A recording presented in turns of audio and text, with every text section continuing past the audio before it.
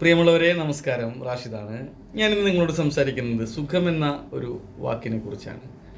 ഈ സുഖത്തിന് പല രീതിയിലും പല സമയങ്ങളിലും പല അർത്ഥങ്ങളാണുള്ളത്. ഒരു മനുഷ്യന്, അതായത് വിശന്ന് വലഞ്ഞിരിക്കുന്ന ഒരു വ്യക്തിക്ക് അവൻ്റെ ഏറ്റവും വലിയ സുഖം ലഭിക്കുന്നത് അവന് നല്ലൊരു ഭക്ഷണം ലഭിക്കുമ്പോഴാണ്. നല്ല വെയിലത്ത് പണിയെടുക്കുന്ന ഒരാൾക്ക് ഒരല്പം സുഖം ലഭിക്കുന്നത് ഒരല്പം തണൽ ലഭിക്കുമ്പോഴാണ്. അങ്ങനെ നമ്മുടെ ജീവിതത്തിൽ ഓരോ സാഹചര്യങ്ങൾക്കനുസരിച്ച് നമ്മളുടെ സുഖങ്ങളിൽ മാറ്റങ്ങൾ വരുന്നു. അതുകൊണ്ട് സുഖത്തിനെ നമുക്ക് ഏതെങ്കിലും ഒരു തരത്തിൽ മാത്രമായി നിർവചിക്കാനാവില്ല. ഓരോരുത്തരും അവരുടേതായ രീതിയിലാണ് സുഖങ്ങൾ കണ്ടെത്തുന്നത്.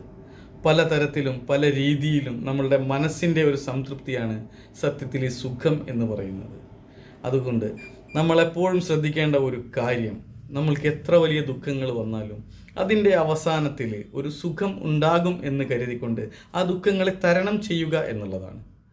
ആ ദുഃഖത്തിനൊടുവിൽ നമുക്ക് വേണ്ടി ഒരു വലിയ സന്തോഷവും സുഖവും കാത്തിരിക്കുന്നുണ്ട് എന്നുള്ളൊരു ശുഭാപ്തി വിശ്വാസമുണ്ടെങ്കിൽ നമുക്ക് ഏതൊരു പ്രയത്നത്തെയും മുന്നോട്ട് കൊണ്ടുപോകാൻ സാധിക്കുകയുള്ളൂ. നമ്മളെപ്പോഴും ആ ഒരു ചിന്തയോടുകൂടി മുന്നോട്ട് പോവുകയും അതിനുവേണ്ടി പ്രയത്നിക്കുകയും ചെയ്താൽ നമ്മുടെ ആ ഒരു സങ്കടങ്ങളും നമ്മുടെ വിഷമങ്ങളും ദുഃഖങ്ങളും നമ്മൾക്ക് തന്നെ മാനസികമായി അതിനെ ദൂരീകരിക്കാൻ കഴിയും. കാരണം എനിക്കിത് കഴിഞ്ഞാൽ നല്ലൊരു ജീവിതമുണ്ട്, അല്ലെങ്കിൽ ഇത് കഴിഞ്ഞാൽ എനിക്ക് ഒരു ചാൻസ് കൂടിയുണ്ട്, നല്ല രീതിയിൽ എനിക്ക് ജീവിക്കാനാണെങ്കിലും എൻ്റെ സുഖവും സന്തോഷവും ലഭിക്കുന്നതിനാണെങ്കിലും എനിക്ക് അത്തരത്തിലുള്ള ഒരു ലൈഫ് കൂടി എനിക്ക് ബാക്കിയുണ്ട് എന്നുള്ള ശുഭാപ്തി വിശ്വാസമാണ് യഥാർത്ഥത്തിൽ സുഖം എന്ന് പറയുന്ന വാക്കിനെ അർത്ഥവത്താക്കുന്നത്.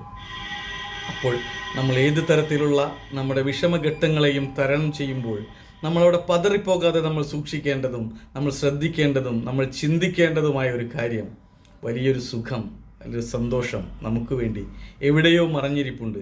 ആ സുഖത്തിലേക്കും സന്തോഷത്തിലേക്കും എത്തുന്നതിന് വേണ്ടിയുള്ള ഒരു പ്രയാണമാകട്ടെ നാം ഓരോരുത്തരുടെയും ജീവിതം. നന്ദി, നമസ്കാരം.